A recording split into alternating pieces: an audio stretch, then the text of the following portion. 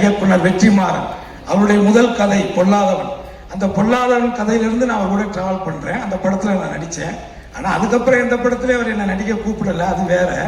But இருந்தாலும் அந்த படத்துல இருந்து நான் டிராவல் பண்ணிருக்கேன். அந்த படம் அதுலயும் குறிப்பா அந்த படத்துல தனுஷ் சார் அந்த உடம்பை ஒரு 6 பேக் மாத்தி அதுக்கு எவ்வளவு எஃபர்ட்ஸ் போட்டு அந்த ஃபைட் சீன் பண்ணாருங்கிறது இருக்கு. ஸோ ஆக இந்த சினிமா அப்படிங்கிறது நீங்க சொன்ன மாதிரி நான் 12 வயசுல இருந்து மேடைகள்ல மக்களை சந்திச்சுக்கிறேன். 12 வயசுல இருந்து என் வாழ்க்கை இதுதான். அவன் கென்னு சொல்ற மாதிரி எனக்கு சினிமா தவிர வேற எதுவுமே தெரியாது. இந்த அரசியல்லாம் திடீர்னு இடையில நடந்த விஷயங்கள் தான். பட் அது பிரச்சனை இல்லை. ஆனால் ஒரு அடிப்படையாக நான் ஒரு கலைஞன். சினிமாவில் சம்பாரித்து சினிமாவிலேயே படங்கள் எடுத்து டிஸ்ட்ரிபியூஷன் பண்ணி இப்படி ஒரு நடுத்தர வாழ்க்கையத்தை நான் வாழ்ந்துட்டு இருக்கிறேன். ஆனால் நான் ஒன்றை மட்டும் முழுசாக நம்பினேன். சினிமாவுக்கு நாம் உண்மையாக இருந்தால் சினிமா ஒருபோதும் நம்மை கைவிடாது அப்படின்னு நான் நம்பினேன். அப்படி நான் வச்ச அந்த நம்பிக்கையினுடைய ஒரு நம்பிக்கை தான் என்னுடைய மகன் கென்னு நான் நினைக்கிறேன். அதே நேரத்தில் என்னுடைய மனைவிக்கு இந்த நேரத்தில் என்னுடைய நெஞ்சார்ந்த நன்றி நான் தெரிவிச்சுக்கிறேன். ஸோ அவங்களுடைய வளர்ப்பு, அவங்களுடைய அனுசரிப்பு, அவங்களுடைய அந்த மோட்டிவேஷன் இது எல்லாம் சேர்ந்தது தான் கென்னு. ஆனால் நான் எப்போதும் நம்புறது ஒரு திருவள்ளுவருடைய குரல் தான். என்னுடைய சின்ன வயசுலேருந்தே தெய்வத்தால் ஆகாதெனினும் முயற்சி தன் நெய்வறுத்த கூலி தரும் அப்படிங்கிற அந்த குரல். அந்த கடவுளே நம்ம கைவிட்டாலும் நம்முடைய உழைப்பும் நம்முடைய திறமையும் ஒருபோதும் நம்மளை கைவிடாது அப்படிங்கிறத காலம் முழுவதும் நீங்கள் மனசில் வச்சுக்கணும். அதே மாதிரி இந்த படத்தை எடுத்த தயாரிப்பாளர் கருப்பையா, அப்புறம் அந்த பையன் பிரணவ், அவர், அப்புறம் காளின்னு ஒரு பையன், 3 பேர் வந்தாங்க. அதில் ஒருத்தர் வெளியேறிட்டார். பட் அவங்க 2 பேர் அவங்க அம்மா எல்லாம் சேர்ந்து ஒரு புது பசங்க நீங்கள் இவங்க எப்படி பண்ணுவாங்க அப்படின்னு நம்ம இந்த 25 வருஷத்தில் நல்ல விஷயங்களை விட கசப்பான விஷயங்கள் தான் அதிகமாக சினிமாவில் கற்றுருக்கிறேன். அப்போது நான் நம்பிக்கை இல்லாமல் நான் யோசிக்கும் பொழுது அந்த பசங்க ரொம்ப கேஷுவலாக இல்லை அங்கிள் நான் பண்ணிடுவோம் அங்கிள் அப்படி மாதிரி சொன்னாங்க. ஆனால் நான் ஒன்றை மட்டும் சொல்கிறேன், ஒரு 100 படம் எடுத்த கம்பெனி கூட இந்த அளவுக்கு சிறப்பாக ஒரு படத்தை எடுக்க முடியாது. அந்த அளவுக்கு இந்த சின்ன வயசில் ரொம்ப அனுபவமாக, ரொம்ப நேர்த்தியாக, உண்மையாக அவங்க ஒர்க் பண்ணியிருக்காங்க. அதே நேரத்தில் நான் இன்னொன்று சொல்லிடுறேன், இந்த 25 வருஷத்தில் நான் அந்த சினிமாவில் யாருக்கிட்டே நான் எதுக்காக போய் நின்னதில்லை. ஒருவேளை இந்த படங்கள் வெளியிட்டது பண்ணது இந்த டிஸ்ட்ரிபியூட்டர்கள்ட்ட வேணால் போய் நின்றுருப்பேன். அதை தாண்டி நான் வேற யார்கிட்டையும் போய் வாய்ப்புக்கோ அதுக்கெல்லாம் போய் நின்னதில்லை. முதல்ல வாய்ப்பு நம்ம கேட்கிட்டோம்னாலே ஒரு நடிகன் வாஷ் அவுட்டு தான். அதை திறமையின் அடிப்படையில் இந்த கேரக்டர் பண்ணால் நல்லா இருக்கும்னு வந்தால் தான் உண்டு. ஏன்னா நான் அதிகமாக நடித்த படங்களில் ஹீரோக்கள்லேயே நான் அதிகமாக நடித்தது தனுஷ் கூட தான். நிறைய படங்கள் நான் தனுஷ் கூட மட்டும்தான் நடித்தேன். ஆனால் அவர் கூட நான் நடித்த 16 வருஷம் ஆயிடுச்சு. அதுக்கப்புறம் இப்போ நான் கரையில் நடிச்சிருக்கேன். அந்த கரையில் அவருக்கு அவார்டு கிடைச்சிச்சுன்னா எனக்கும் கொடுத்தாகணும், இல்லைன்னா நான் கவர்மெண்ட் சென்ட்ரல் கவர்மெண்ட் மேலே செம வெறுப்பாயிருவேன். ஏன்னா நான் அதை பிஜேபி திட்டுறேங்கிட்டுன்னு சொல்லி கொடுக்காமலாம் அவாய்ட் பண்ணிடக்கூடாது, கொடுத்தே ஆகணும். அந்த விதத்தில் நான் யாருக்கிட்டையுமே பெருசாக எதுக்கும் போய் நின்னதில்லை. ஆனால் என் லைஃப்பில் ஃபஸ்ட் டைமாக இவன் நடிக்கணும்னு முடிவெடுத்ததுக்கு பிறகு நான் இதுக்கு ஒரு லவ் படம், லவ் சாங்ஸ், நல்ல சாங்ஸ் வேணும் அப்படிங்கிற பொழுது நான் நேரடியாக ஜீவியை ஒரு ஷூட்டிங்கில் தான் போய் பார்த்து இது மாதிரி என் பையனை வச்சு பண்ணுறேன் தம்பி, நீங்கள் தான் பண்ணி கொடுக்கணும் அப்படின்னு நான் கேட்டேன். எனக்கு என்ன சம்பளம் கொடுப்பீங்கன்னு அவர் கேட்கல.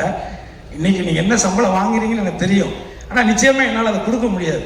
ஆனால் ஏதாவது நான் என்னாவது பண்ணுறேன் அப்படின்னு சொல்லும் பொழுது அதெல்லாம் ஒன்றும் வேண்டாம், உங்களுக்காக கென்னுக்காக நான் இந்த படம் ஃப்ரீயாக பண்ணுறேன் அப்படின்னு இந்த 25 வருஷத்தில் எனக்கு இந்த சினிமாவில் இந்த ஒரு வார்த்தை. இன்னைக்கு எப்படி பார்த்தாலும் அவர் பண்ணுற படங்கள், இப்போ தனுஷ் சார் கூடலாம் இப்போ படம் பண்ணிக்கிட்டு இருக்காங்க. இந்த படங்கள் அவர் என்ன சம்பளம் வாங்குறாருன்னு தெரியும். நம்ம சொன்னால் ஐடி பிரச்சனை வந்துடும், அதனால நம்ம சொல்லக்கூடாது. பட் இருந்தாலும் இது ஒரு வாழ்நாளில் நம்ம அவருக்கு நன்றியோடு இருக்கணும். அதே மாதிரி இதில் ஒர்க் பண்ணியிருக்கிற எல்லாருமே என்னுடைய ஃப்ரெண்ட்ஷிப்புக்காகவும் அவனுடைய பழக்கத்திற்காகவும் அவன் மேலே ஏதோ ஒரு பாசத்தினாலையும் இதில் இருக்கிற நிறைய பேர் தனுஷார் கூட இருந்தவங்க தான். ஸோ அவங்க எல்லாருமே தனுஷார் மூலமாக தான் இவனுக்கு அவங்களெல்லாம் தெரியும். இப்படி எல்லாருமே சேர்ந்து இதில் அவனுக்கு ஒரு சப்போர்ட்டாக இருந்திருக்கிறீங்க. இதில் ஒர்க் பண்ண ஒரு லைட்மேன்லேருந்து, ஒரு ஆர்ட் அசிஸ்டன்ட்லேருந்து, ஒரு ப்ரொடக்ஷனில் பாத்திரங்கள் ஒரு அம்மாவிலேருந்து அத்தனை பேருக்கும் என்னுடைய குடும்பத்தின் சார்பாக என் சார்பாக நான் நன்றியை தெரிவிச்சுக்கிறேன். அதே நேரத்தில் இந்த படத்தில் முக்கியமான ஒரு கதாநாயகன், இந்த படத்தினுடைய கேமராமேன், அந்த பையனுக்கு பெரிய இது இந்த இன்று எல்லாம் இல்லாட்டியும் கூட, ஆனால் நிச்சயமாக இந்த தமிழ் சினிமாவில் ஒரு தவிர்க்க முடியாத ஒரு ஒளிப்பதிவாளராக அந்த பையன் வருவான்.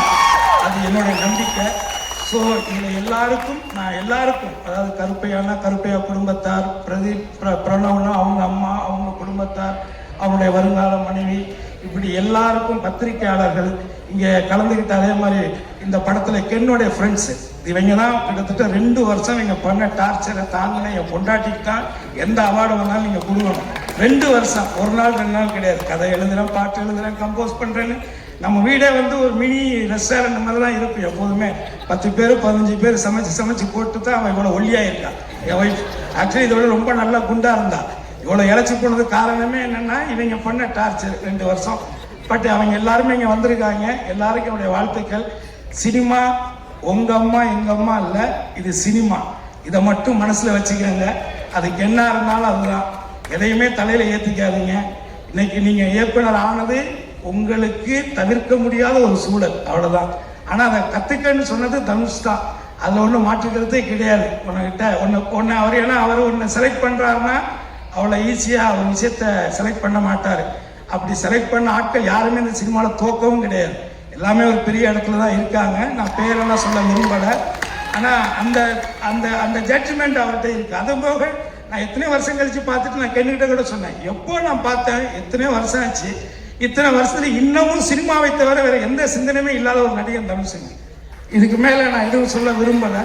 பட் ஆகவே உங்கள் எல்லாருக்குமே என்னுடைய நன்றி. நான் நிறைய நேரத்தை எடுத்துக்கிட்டு நினைக்கிறேன். எனவே ஒரு வள்ளுவருடைய ஒரு குறள் இருக்கு, அது ஈன்ற பொழுதில் பெரிதுவக்கும் தன் மகனை சான்றோன் என கேட்ட தாய் அப்படின்னு ஒரு வள்ளுவருடைய குறள். இதை விட என்னுடைய மனைவிக்கு ஒரு பெரிய சந்தோஷத்தை அவனோட பிள்ளையாக அவன் கொடுக்க முடியாதுன்னு நான் நினைக்கிறேன். Really I am proud of you my dear son. Thank you sir. Thank you so much Karuna sir. பல மேடைகளில் சொல்லியிருக்காரு, எனக்கு எங்கள் அப்பாவுக்கு என்ன ஒரு ரிலேஷன்ஷிப் இருந்திருக்குன்னு. இந்த மாதிரி ஒரு பியூட்டிஃபுல்லான ஒரு எண்டிங் வந்து கிடைக்கவே கிடைக்காது அப்படின்னு நினைக்கிறேன் அட் தி மூமெண்ட்ல. ஸோ நெக்ஸ்ட் நம்ம கூட